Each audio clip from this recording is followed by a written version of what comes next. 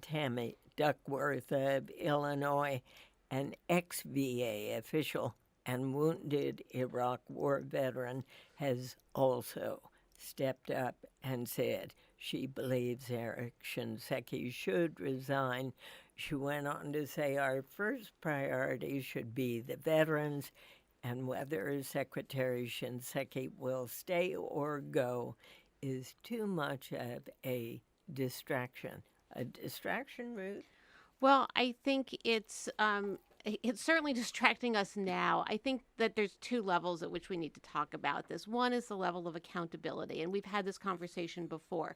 Should the president have fired Secretary Sebelius for the botched rollout of Obamacare, or should he have waited to let her go after things were fixed? I thought Speaker Boehner made a similar interesting point when he was asked about General Shinseki yesterday, and he said, the question I ask myself is him resigning going to get us to the bottom of the problem? Is it going to help us find out what's really going on? I think those are legitimate questions, but at a certain point you just have to say, where is the accountability? General Shinseki this morning described the situation at the VA as, quote, inexcusable. If it's inexcusable, who takes the fall?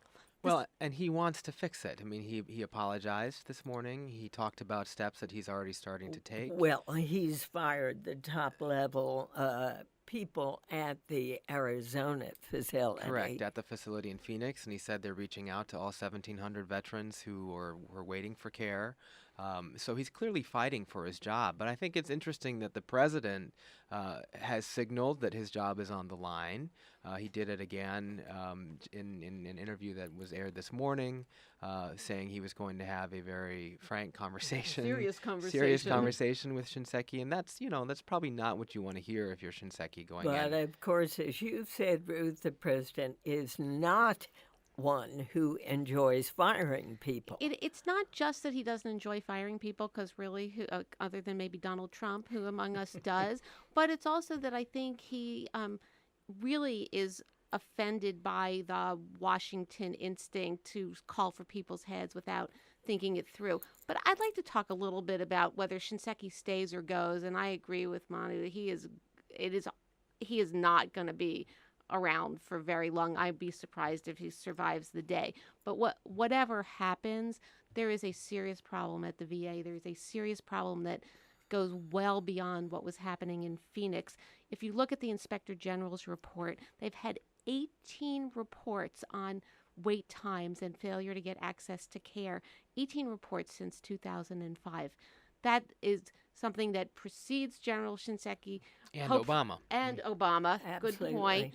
And that is the part that's really seriously inexcusable. This problem goes way back through various administrations, does it not? Yeah, and it's because this is such a sprawling bureaucracy.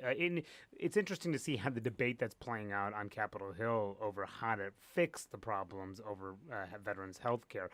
On one side, you have Republicans in the House who are pushing for legislation that would allow veterans who've been waiting longer than 30 days to actually seek private care instead. And then on the other side, you have Democrats in the Senate who are pushing for funding for new VA facilities, about 27 VA facilities, in order to alleviate that backlog of folks who are waiting for care. So really you're seeing a debate play out over the philosophical debate play out between the two parties about whether the government should be involved in healthcare or whether this should be done through the private sector.